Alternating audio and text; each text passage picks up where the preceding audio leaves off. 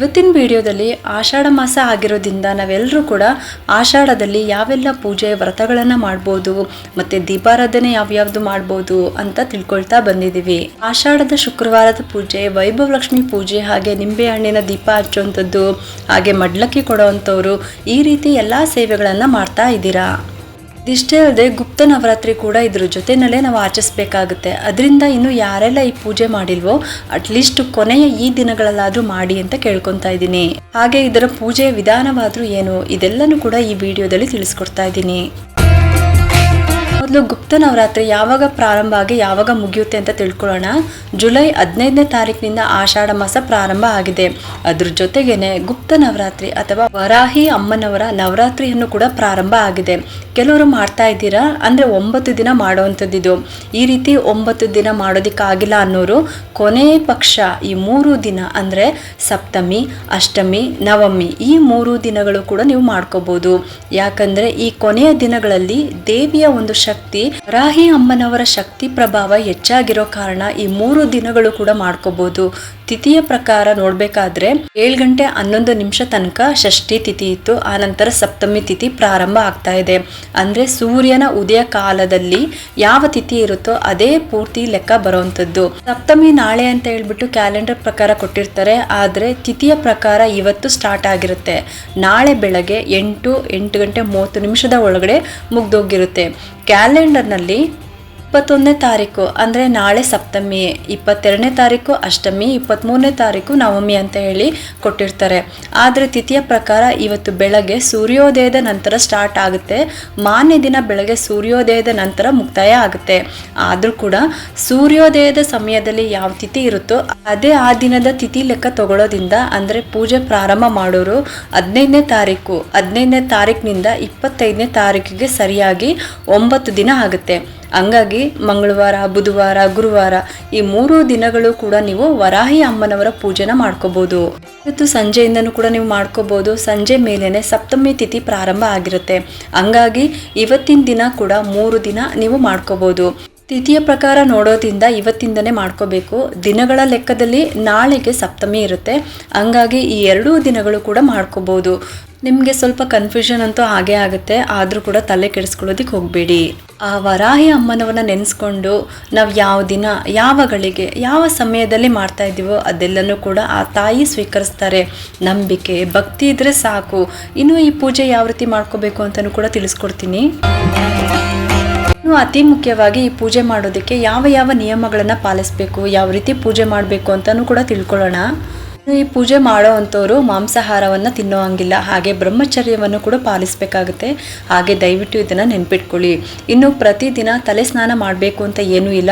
ಮೈ ಸ್ನಾನ ಮಾಡಿಕೊಂಡು ನೀವು ಯಾವ ವಾರ ತಲೆ ಸ್ನಾನ ಮಾಡ್ತೀರೋ ಅಂಥ ದಿನಗಳಲ್ಲಿ ಮಾತ್ರ ಮಾಡ್ಕೋಬೋದು. ಇನ್ನು ಮನೆಯವ್ರಿಗೆ ಬೇಕಾದರೆ ನೀವು ನಾನ್ ವೆಜ್ಜನ್ನು ಮಾಡಿಕೊಡ್ಬೋದು. ಪೂಜೆನ ಯಾರು ಮಾಡ್ತಾ ಇದ್ದೀರೋ ಅಂಥವ್ರು ಮಾತ್ರ ತಿನ್ನೋಂಗಿಲ್ಲ. ಇನ್ನು ಈ ಪೂಜೆ ಬಗ್ಗೆ ಯಾರಿಗೂ ಕೂಡ ನೀವು ಹೇಳೋದಕ್ಕೆ ಹೋಗಬೇಡಿ, ನಿಮ್ಮ ಮನಸ್ಸಿನಲ್ಲೇ ಇರಬೇಕು. ಇನ್ನು ಪೂಜೆ ಕೂಡ ಸಂಜೆ ಹೊತ್ತೇ ಮಾಡಬೇಕಾಗುತ್ತೆ. ಸಂಜೆ 6 ಗಂಟೆ ನಂತರ 8 ಗಂಟೆ ಒಳಗಾಗಿ ಈ ಪೂಜೆನ ಮಾಡ್ಕೋಬೋದು. ಎಷ್ಟೋ ಜನಕ್ಕೆ ಎಲ್ಲ ಪೂಜೆ ಮಾಡಬೇಕು ಅನ್ನೋವಂಥ ಆಸೆ ಇದ್ದೇ ಇರುತ್ತೆ. ಅವ್ರಿಗೆ ಟೈಮ್ ಅಂತೂ ಇರೋದಿಲ್ಲ, ಅಥವಾ ಕೆಲಸದ ಒತ್ತಡ ಕೂಡ ಇರುತ್ತೆ. ಇನ್ನು ಕೆಲವ್ರಿಗೆ ನಮಗೆ ಪದ್ಧತಿನೇ ಇಲ್ಲ ಇದು, ಆದರೆ ನಾವು ಏನೋ ಮಾಡೋದಕ್ಕೆ ಹೋಗಿ ಏನೋ ಆದರೆ ಅನ್ನೋ ಒಂದು ಭಯ ಕೂಡ ಇದ್ದೇ ಇರುತ್ತೆ. ಮನೆಯಲ್ಲಿ ಪರ್ಮಿಷನ್ ಕೂಡ ಸಿಗೋದಿಲ್ಲ. ಇದೆಲ್ಲ ನೀನೇನಕ್ಕೆ ಮಾಡಬೇಕು, ಯಾಕೆ ಇದೆಲ್ಲ ಮಾಡೋದು ಅಂತಲೂ ಕೂಡ ಕೇಳೋರು ಇರ್ತಾರೆ ಅಲ್ವಾ. ಅಂಥ ಪರಿಸ್ಥಿತಿ ನೀವು ಎದುರಿಸ್ಬೇಕಾದಾಗ ನೀವೇನು ಮಾಡಬೇಕು ಅಂತಂದರೆ, ನೀವು ಮನಸ್ಸಿನಲ್ಲೇ ಆ ತಾಯಿನ ನೆನೆಸ್ಕೊಳ್ಳಿ. ನೀವು ಆ ತಾಯಿನ ಸ್ಮರಣೆ ಮಾಡಿಕೊಂಡು ನಿಮ್ಮ ಮನಸ್ಸಿನಲ್ಲಿ ಏನಿದೆ ಅದನ್ನು ಹೇಳ್ಕೊಳ್ಳಿ. ಆ ತಾಯಿಗೆ ತಲುಪುತ್ತೆ. ಪದ್ಧತಿ ಇಲ್ಲ, ಈ ಥರ ಎಲ್ಲ ನಾವು ಮಾಡೋದಕ್ಕಾಗಲ್ಲ ಅಂತವ್ರು ಏನು ಮಾಡಬೇಕು ಅಂದರೆ, ನೀವು ಪ್ರತಿದಿನ ಯಾವ ರೀತಿ ದೀಪ ಹಚ್ಚುತ್ತೀರೋ ಅದೇ ರೀತಿ ದೀಪ ಹಚ್ಬಿಟ್ಟು ನೀವು ಲಲಿತಾ ಸಹಸ್ರನಾಮವನ್ನು ಸಂಜೆ ಹೊತ್ತು ಓದ್ಬೋದು. ಅಥವಾ ಜಪಮಾಲೆ ಇದ್ದರೆ ದೇವ್ರ ಮನೆಯಲ್ಲೇ ಕೂತ್ಕೊಂಡು ನೀವು ಉತ್ತರ ಅಥವಾ ಪೂರ್ವಾಭಿಮುಖವಾಗಿ ಕೂತ್ಕೊಂಡು 108 ಸಲ ಓಂ ವರಾಹಿ ದೇವಿಯೇ ನಮಃ ಅಂತ 108 ಸಲ ನೀವು ಮನಸ್ಸಿನಲ್ಲೇ ಆ ತಾಯಿನ ನೆನೆಸ್ಕೊಂಡು ಜಪ ಮಾಡಿ. ಹಾಗೆ ಆದಷ್ಟು ಶಾಂತವಾಗಿರೋದಕ್ಕೆ ಪ್ರಯತ್ನ ಮಾಡಿ. ಯಾಕಂದರೆ ದೇವಿಯ ರೂಪ ಉಗ್ರವಾದ ರೂಪ ಆಗಿರೋದ್ರಿಂದ ಕೋಪ ಬರುವಂಥದ್ದು, ಏನಾದರೂ ಕಿರಿಕಿರಿ ಆಗುವಂಥದ್ದು ರೀತಿಯೆಲ್ಲ ಆಗೋದ್ರಿಂದ, ಹಾಗಾಗಿ ಏನೇ ಆದರೂ ನೀವು ನಿಮ್ಮನ್ನು ನೀವು ಸಮಾಧಾನವಾಗಿ ಇಟ್ಕೊಳ್ಳಿ. ಏನೇ ಆದರೂ ಕೂಡ ಮೌನವಾಗಿರಿ. ಆದಷ್ಟು ಮೌನವಾಗಿದ್ದು ಪೂಜೆ ಮಾಡೋದಕ್ಕೆ ಪ್ರಯತ್ನ ಮಾಡಿ. ಹಾಗೆ ಮೌನವಾಗಿ ಮನೆಯಲ್ಲಿ ಇರೋದನ್ನು ಪ್ರಯತ್ನ ಮಾಡಿ. ಇನ್ನು ವರಾಹಿ ಅಮ್ಮನವರ ಪೂಜೆನ ಯಾವ ರೀತಿ ಸರಳವಾಗಿ ಮಾಡ್ಕೋಬೋದು ಅಂತಲೂ ಕೂಡ ತಿಳ್ಕೊಳ್ಳೋಣ. ಇವಾಗ ಮನೆಯಲ್ಲಿ ಫೋಟೋ ಇಲ್ಲ, ವಿಗ್ರಹ ಇಲ್ಲ ಅಂತ ಅನ್ನೋರು ಕೂಡ ಯಾವ ರೀತಿ ಪೂಜೆ ಮಾಡ್ಕೋಬೇಕು ಅಂತ ಸರಳವಾಗಿ ವಿಧಾನನ ತಿಳಿಸ್ತಾ ಇದ್ದೀನಿ. ವರಾಹಿ ಅಮ್ಮನವರ ಪ್ರತೀಕವಾಗಿ 2 ದೀಪಗಳನ್ನ ಇಟ್ಬಿಟ್ಟು ಪೂಜೆ ಮಾಡ್ಕೋಬಹುದು. ಚಿಕ್ಕ ದೀಪ ಅಥವಾ ದೊಡ್ಡ ದೀಪ ಆದ್ರೂ ಪರವಾಗಿಲ್ಲ, ಆದ್ರೆ ಮಣ್ಣಿನ ದೀಪ ಹಚ್ಚಬಾರ್ದು. ದೀಪದ ಕಂಬಗಳು ಇರುವಂತ ದೀಪಗಳನ್ನ ತಗೋಬೇಕು. ದೇವ್ರ ಮನೆಯಲ್ಲಿ ಈ ಪೂಜೆನ ಮಾಡ್ಕೋಬಹುದು. ನೀವು ಎಲ್ಲಿ ಈ ದೀಪನ ಸ್ಥಾಪನೆ ಮಾಡ್ತಿರೋ ಆ ಸ್ಥಳವನ್ನ ಒರೆಸ್ಬಿಟ್ಟು, ಅಂದ್ರೆ ಹಸುವಿನ ಗೋಮೂತ್ರ ಸಿಕ್ಕಿದ್ರೆ ತಂದ್ಬಿಟ್ಟು ಅದನ್ನ ಚುಮ್ಮುಕ್ಸ್ಬಿಟ್ಟು ಸ್ವಲ್ಪ ನೆಲನ ಒರೆಸ್ಕೊಳ್ಳಿ. ಅದಾದ್ಮೇಲೆ ಒಂದು ರಂಗೋಲಿನ ಹಾಕೋಬೇಕು. ಚಿಕ್ಕದಾಗಿ ಒಂದು ಪೀಠ ಇಡಿ. ಪೀಠದ ಮೇಲೆ ಒಂದು ಕೆಂಪು ಬಟ್ಟೆನ ಹಾಕಬೇಕು. ಅದ್ರ ಮೇಲೆ ಒಂದು ಪ್ಲೇಟನ್ನು ಇಡಬೇಕು. ಪ್ಲೇಟ್ ಮೇಲೆ ಅಕ್ಕಿನ ಹಾಕಬೇಕು.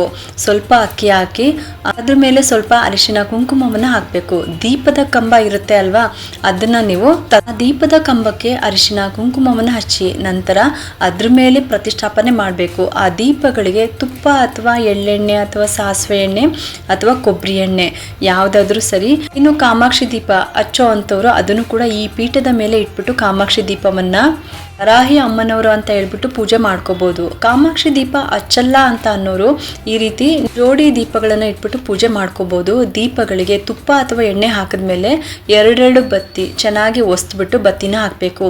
ಈ ರೀತಿ ರೆಡಿ ಆದ್ಮೇಲೆ ಗೆಜ್ಜೆ ವಸ್ತ್ರವನ್ನ ಏರಿಸ್ಬೇಕು. ನೀವು ಎಷ್ಟು ದೊಡ್ಡ ದೀಪ ತಗೊಂಡಿರ್ತೀರೋ ಅದಕ್ಕೆ ಸರಿ ಹೋಗೋ ರೀತಿನೂ ಕೂಡ ನೀವು ಗೆಜ್ಜೆ ವಸ್ತ್ರವನ್ನ ಹಾಕ್ಬೋದು. ಅಥವಾ 18+2 ಗೆಜ್ಜೆ ವಸ್ತ್ರವನ್ನ ಏರಿಸ್ಬೋದು. ನಂತರ ಕೆಂಪು ಹೂನ ಇಡಬೇಕು. ಏನು ಇದನ್ನ ಸ್ಥಾಪನೆ ಮಾಡಿರ್ತೀರಲ್ವಾ ಅದ್ರ ಮುಂದೆ ಗಣೇಶನನ್ನ ಪ್ರತಿಷ್ಠಾಪನೆ ಮಾಡಬೇಕು. ಗಣೇಶನಿಗೂ ಕೂಡ ಗರಿಕೆ ಕೆಂಪು ಹೂನ ಇಡಬೇಕು. ದೀಪಗಳನ್ನ ರೆಡಿ ಮಾಡ್ಕೊಂಡಿದ್ದಾದ್ಮೇಲೆ ನೈವೇದ್ಯವನ್ನ ಜೋಡಿಸ್ಕೋಬೇಕು. ಬಾಳೆಹಣ್ಣು, ಕಲ್ಲಂಗಡಿ ಹಣ್ಣು, ಸಿಹಿ ಗೆಣಸನ್ನು ಕೂಡ ಬೇಯಿಸ್ಬಿಟ್ಟು ನೈವೇದ್ಯವನ್ನ ಮಾಡ್ಬೋದು. ಬೆಲ್ದನ್ನ, ಕೋಸಂಬರಿ, ಪಾನಕ ಅಥವಾ ಇದ್ಯಾವುದೂ ಆಗಿಲ್ಲ ಅಂದ್ರೂ ಕೂಡ ಹಾಲು ಸಕ್ಕರೆ ಆದ್ರೂ ಕೂಡ ನೀವು ನೈವೇದ್ಯವನ್ನ ಮಾಡ್ಬೋದು. ಹಾಗೆ ಪ್ರತಿದಿನ ತಾಂಬೂಲ ಅಂತೂ ಇಡಲೇಬೇಕು.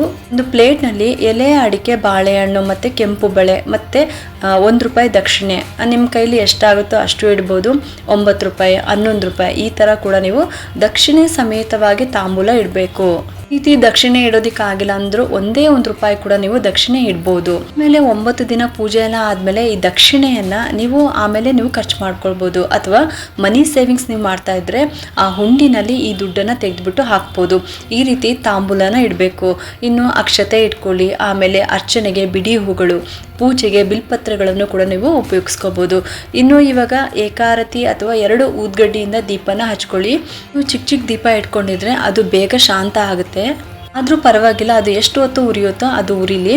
ಆ ದೀಪದ ತುಂಬ ಎಣ್ಣೆ ಅಥವಾ ತುಪ್ಪನ ಹಾಕಿ ಪೂಜೆನ ಪ್ರಾರಂಭ ಮಾಡ್ಕೋಬಹುದು. ಕೈಯಲ್ಲಿ ಹೂ ಅಕ್ಷತೆ ಇಟ್ಕೊಂಡು ಸಂಕಲ್ಪ ಮಾಡ್ಕೊಳ್ಳಿ. ಈ ಒಂದು ಶ್ರೇಷ್ಠವಾದ ಪವಿತ್ರವಾದ ಆಷಾಢ ಮಾಸದಲ್ಲಿ ಯಥಾಶಕ್ತಿ ವರಾಹಿ ಅಮ್ಮನವರ ಸೇವೆನ ಮಾಡ್ತಾ ಇದ್ದೀನಿ. ಈ ಒಂದು ವರಾಹಿ ನವರಾತ್ರಿ ದಿನ ನಾನು ಮೊದಲನೇ ಸಲ ಇದನ್ನ ತಿಳ್ಕೊಂಡು ನಾನು ಈ ಸೇವೆನ ಸಲ್ಲಿಸ್ತಾ ಇದ್ದೀನಮ್ಮ. ನಮ್ಮ ಸೇವೆನ ಸ್ವೀಕರಿಸಮ್ಮ. ನಮ್ಮಲ್ಲಿರುವ ಒಂದು ನೆಗೆಟಿವಿಟಿ ಅನ್ನೋದನ್ನ ತುಂಬಾ ಬೇಗನೆ ನಿವಾರಣೆ ಮಾಡಮ್ಮ. ನಮ್ಮ ಪೂಜೆ ಯಾವಾಗಲೂ ಸಮೃದ್ಧಿ ಇರೋ ಥರ ಮಾಡು. ಶತ್ರುಗಳ ಕಾಟ, ದೃಷ್ಟಿ ದೋಷ ಎಲ್ಲನೂ ಕೂಡ ನಿವಾರಣೆ ಮಾಡಬೇಕು. ಈ ರೀತಿ ಕೇಳಿಕೊಂಡು ಅಕ್ಷತೆ ಮತ್ತು ಹೂನ ಗಣಪತಿ ಮುಂದೆ ಹಾಕಬೇಕು. ಇದಾದ್ಮೇಲೆ ಬಿಡಿ ಹೂಗಳಿಂದ ಅರ್ಚನೆಯನ್ನು ಮಾಡ್ಕೋಬೇಕು. ಇದಾದ್ಮೇಲೆ ನೀವು ಅರ್ಚನೆ ಮಾಡಿದಂಥ ಹೂಗಳನ್ನು ಕೂಡ ಅಷ್ಟೇ ದೇವಿಯ ಅಂದರೆ ದೀಪದ ಪಕ್ಕದಲ್ಲಿ ನೀವು ಹಾಕಬೇಕು. ಆಮೇಲೆ ಓಂ ವರಾಹಿ ದೇವಿಯ ನಮಃ ಅಂತ ನೀವು 11 ಸಲ ಅರ್ಚನೆ ಮಾಡ್ಕೋಬೇಕು. ಇನ್ನು ಲಲಿತಾ ಸಹಸ್ರನಾಮವನ್ನ ಪಾರಾಯಣ ಮಾಡ್ತೀನಿ ಅಂತ ಅನ್ನೋರು ಕೂಡ ಇದೇ ರೀತಿನೇ ಓಂ ವರಾಹಿ ದೇವಿಯ ನಮಃ ಅಂತ ಹೇಳ್ಬಿಟ್ಟು 11 ಸಲ ಹೇಳ್ಕೊಳ್ಳಿ. ಆಮೇಲೆ ನೀವು ಲಲಿತಾ ಸಹಸ್ರನಾಮವನ್ನ ಪಾರಾಯಣ ಮಾಡ್ಕೋಬಹುದು. ಈ ರೀತಿ ಆಷಾಢ ಮಾಸದಲ್ಲಿ ಒಂದು ದಿನ ಆದ್ರೂ ಅಂದರೆ ಪಂಚಮಿ, ಷಷ್ಠಿ, ಅಷ್ಟಮಿ, ದಶಮಿ, ಹುಣ್ಣಿಮೆ, ಅಮಾವಾಸ್ಯೆ ಅಂತ ಇಂಥ ದಿನಗಳಲ್ಲಿ ಒಂದೇ ಒಂದು ದಿನ ಅದು ಮಾಡುವಂಥವ್ರು ಕೂಡ ಮಾಡ್ಕೋಬಹುದು. ನೈವೇದ್ಯ ಕೂಡ ಕಂಪಲ್ಸರಿ ಮಾಡಲೇಬೇಕು. ಇನ್ನು ಬಳೆ ಇಟ್ಟಿರ್ತೀರಲ್ವಾ, ಕೆಂಪು ಬಳೆ, ಅದನ್ನೇ ನೀವು ಕಂಟಿನ್ಯೂ ಮಾಡ್ಕೊಂಡು ಹೋಗ್ಬೋದು. ಅದೇ ಬಳೆನಲ್ಲೇ ಪೂಜೆ ಮಾಡ್ಕೊಂಡು ಹೋಗ್ಬೋದು. ಇಳೆದೆಲೆ ಇಟ್ಟಿರ್ತೀರಲ್ವಾ, ಅದನ್ನ ಮಾತ್ರ ನೀವು ಚೇಂಜ್ ಮಾಡ್ಕೋಬಹುದು. ಇನ್ನು ಅಡಿಕೆ, ಬಳೆ ಎಲ್ಲ ಅದನ್ನೇ ಇಟ್ಬಿಟ್ಟು ಪೂಜೆ ಮಾಡ್ಕೋಬಹುದು. ನೀವು ಬಳೆ ಕೂಡ ಅಷ್ಟೇ, ಅದು ನಿಮ್ಮಷ್ಟಕ್ಕೆ ಬಿಟ್ಟಿದ್ದು. ಎಷ್ಟು ಬೇಕಾದರೂ ನೀವು ಬಳೆ ಇಡ್ಬೋದು, ಅರ್ಧ ಡಜನ್ನು, 1 ಡಜನ್ನು, ಯಾವ ರೀತಿ ನಿಮಗೆ ಶಕ್ತಿ ಇದೆಯೋ ಆ ರೀತಿ ಇಟ್ಕೋಬೋದು. ನೀವು ಎಷ್ಟು ಉಪಯೋಗಿಸ್ತೀರೋ ಅಷ್ಟು ನೀವು ಇಟ್ಕೊಂಡು ನೀವು ಪೂಜೆ ಮಾಡ್ಕೋಬೋದು. ಅಥವಾ ನೀವು ಯಾರಿಗಾದ್ರೂ ಬೇರೆಯವ್ರಿಗೆ ಕೊಡ್ತೀರಾ ಅಂದರೂ ಕೂಡ ಜಾಸ್ತಿ ಬಳೆ ಇಟ್ಬಿಟ್ಟು ಕೊನೆಯ ವಾರದ ದಿನ ಪೂಜೆ ಎಲ್ಲ ಆದಮೇಲೆ, ಅಂದರೆ 9 ದಿನ ಮಾಡೋ ಅಂಥವ್ರು ಅಥವಾ 5 ದಿನದ ಪೂಜೆ ಮಾಡೋ ಅಂಥವ್ರು, ಈ 3 ದಿನ ಪೂಜೆ ಮಾಡೋ ಅಂಥವ್ರು ಅಥವಾ ಒಂದೇ ಒಂದಿನ ಪೂಜೆ ಮಾಡೋ ಅಂಥವ್ರು, ಯಾವ ದಿನ ಹಚ್ಚಿರ್ತೀರೋ ಒಂದಿನ ಪೂಜೆ ಮಾಡೋವಂಥವ್ರು ಮಾರನೇ ದಿನ ಬೆಳಗ್ಗೆ ಇದನ್ನೆಲ್ಲ ತೆಗಿಬೋದು. 5 ದಿನ ಪೂಜೆ ಮಾಡೋವಂಥವ್ರು ಇದೆಲ್ಲನೂ ಕೂಡ ಕದಲಿಸ್ಬಿಟ್ಟು ಮಾರನೇ ದಿನ ಬೆಳಗ್ಗೆ ವಿಸರ್ಜನೆ ಮಾಡ್ಕೋಬೋದು. 9 ದಿನ ಮಾಡೋವಂಥವ್ರು ಹಾಗೆ 9ನೇ ದಿನ ರಾತ್ರಿ ಇದೆಲ್ಲ ಕದಲಿಸ್ಬಿಟ್ಟು ಮಾರನೇ ದಿನ ವಿಸರ್ಜನೆ ಮಾಡ್ಕೋಬೇಕು. ಇನ್ನು ಕೊನೆ ದಿನದ ಪೂಜೆ ಏನು ವಿಶೇಷವಾಗಿರೋದಿಲ್ಲ, ಪ್ರತಿದಿನ ಹೇಗೆ ಪೂಜೆ ಮಾಡ್ತೀರೋ ಅದೇ ಥರನೇ ಮಾಡ್ಕೊಳ್ಳಿ. ಯಾಕಂದರೆ ಗುಪ್ತ ನವರಾತ್ರಿ ಅಂತ ಹೇಳ್ತಾ ಇರೋದು. ಗುಪ್ತ ನವರಾತ್ರಿ ಅಂತ ಅಂದರೆ ಯಾರಿಗೂ ಕೂಡ ಹೇಳ್ದಂಗೆ ಗೊತ್ತಿಲ್ದಂಗೆ ಸೈಲೆಂಟಾಗಿ ಪೂಜೆ ಮಾಡೋವಂಥದ್ದು ಅನ್ನೋ ಅರ್ಥ. ಹಂಗಾಗಿ ಮನೆಗೆ ಕುಂಕುಮಕ್ಕೆ ಕರಿಬೇಕು ಆ ಥರ ಏನೂ ಇಲ್ಲ. ನಿಮ್ಮ ಕೊನೆ ದಿನದ ಪೂಜೆ ಆದಮೇಲೆ ಬೇಕಾದರೆ ನಿಮ್ಮ ಮನಸ್ಸಿಗೆ ಸಮಾಧಾನಕ್ಕೋಸ್ಕರ ಒಂದಿಬ್ಬರಿಗಾದ್ರೂ ಕುಂಕುಮವನ್ನು ಕೊಡ್ಬೋದು.